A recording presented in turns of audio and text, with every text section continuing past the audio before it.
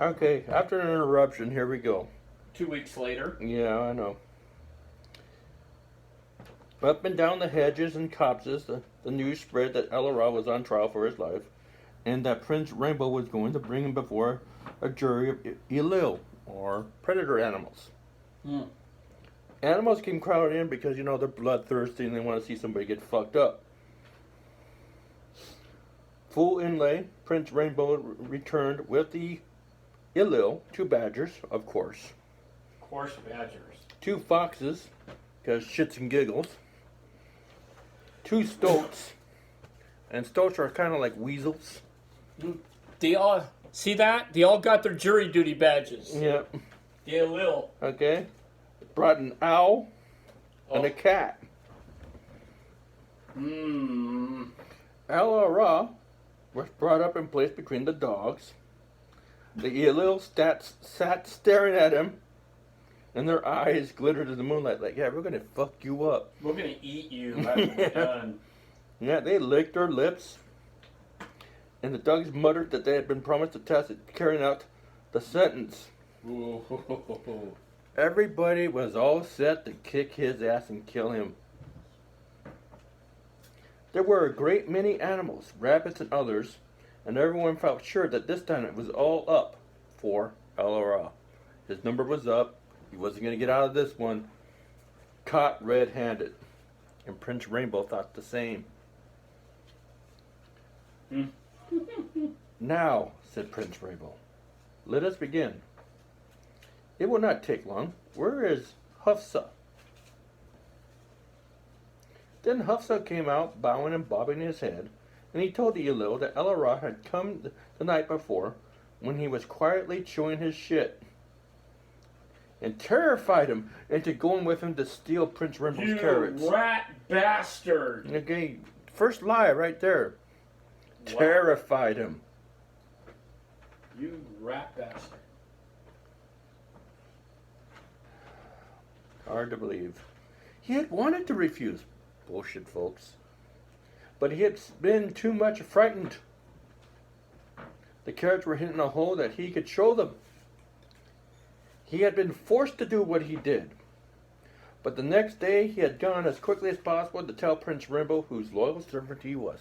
Now, editorialize, guys. This is why we have trials. Mm-hmm. Yes. Where someone is accused of something, and if people want to believe that accusation, you in this country, you are not guilty until proven by a court of law. We fought wars for this privilege. Because in every other country on the planet, if they hated your ass and the evidence was good enough, bye. UK, Germany, Greece, France, Russia. Anyway, back to the story. We will recover the carrots later, said Prince Rainbow. Now, El-ahrairah, have you any evidence to call or anything to say? Make haste. El-ahrairah looked slyly.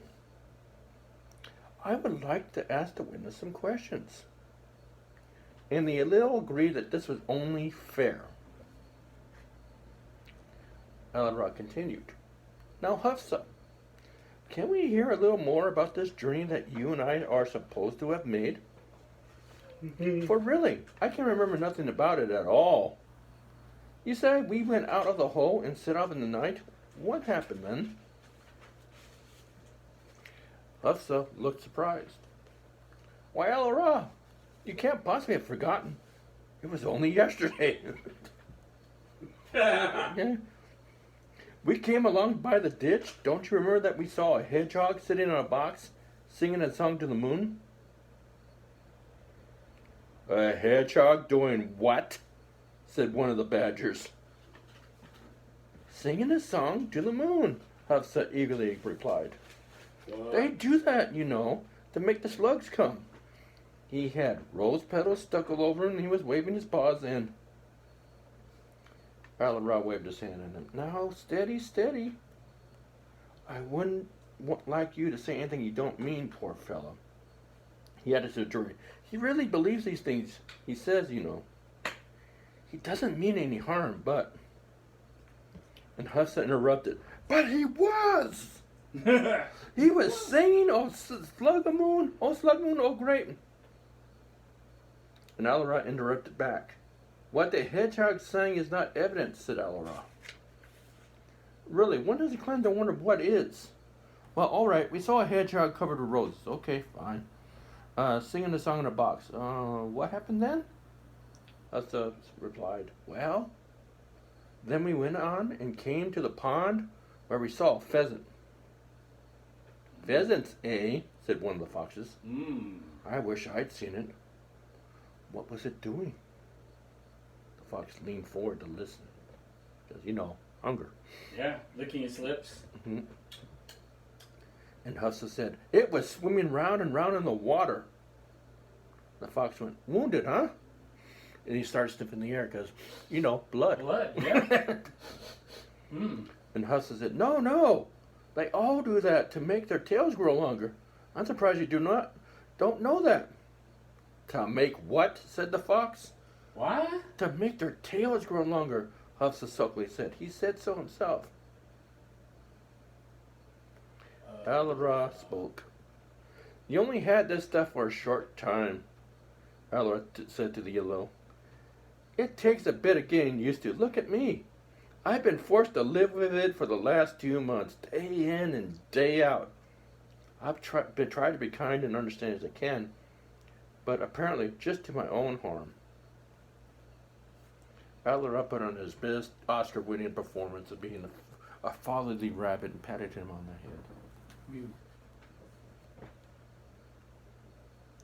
Turned back to the witness and said, my memory's so bad.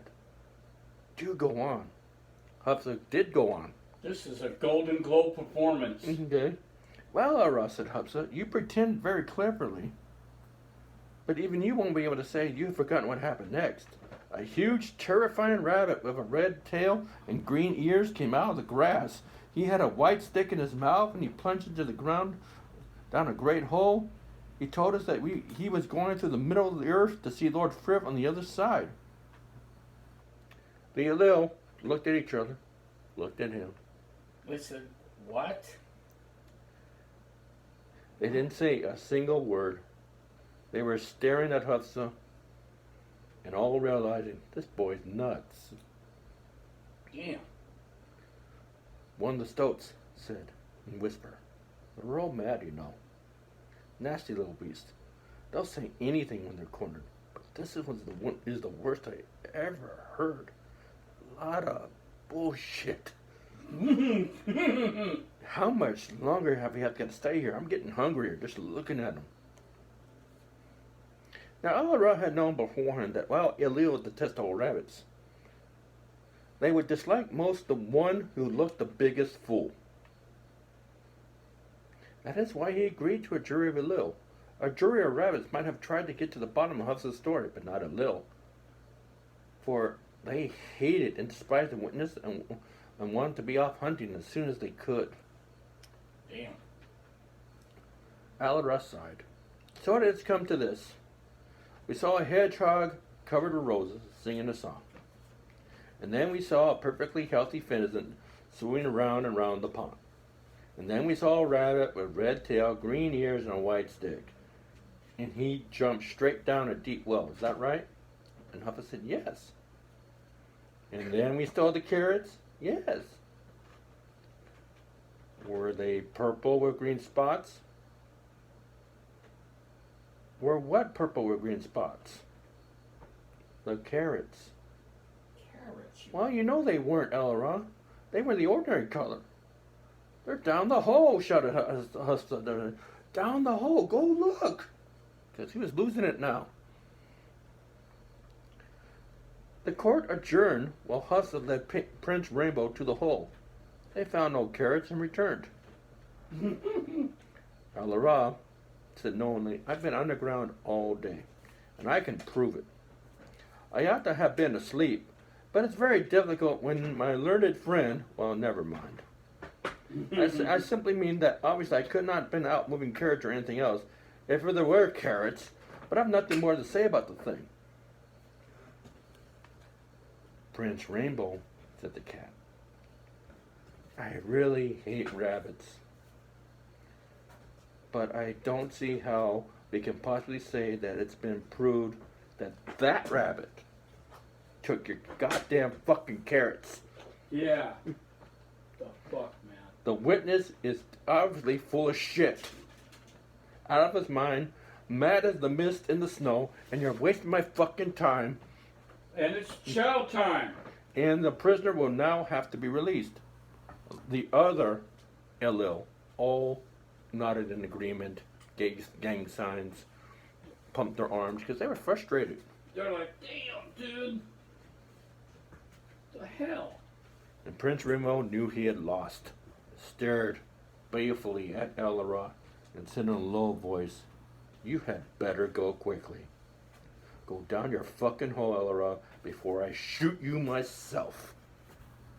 And El-ahrairah responded, "Yes, my lord.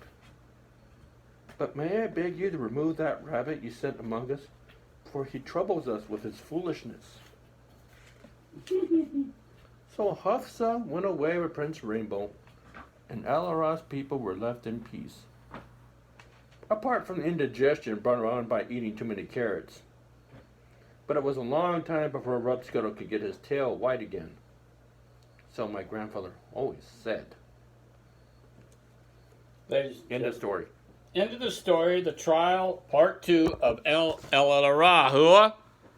Yeah. It's a cautionary tale on accusations, innuendo, in fact, what you can prove and what is simply untrue.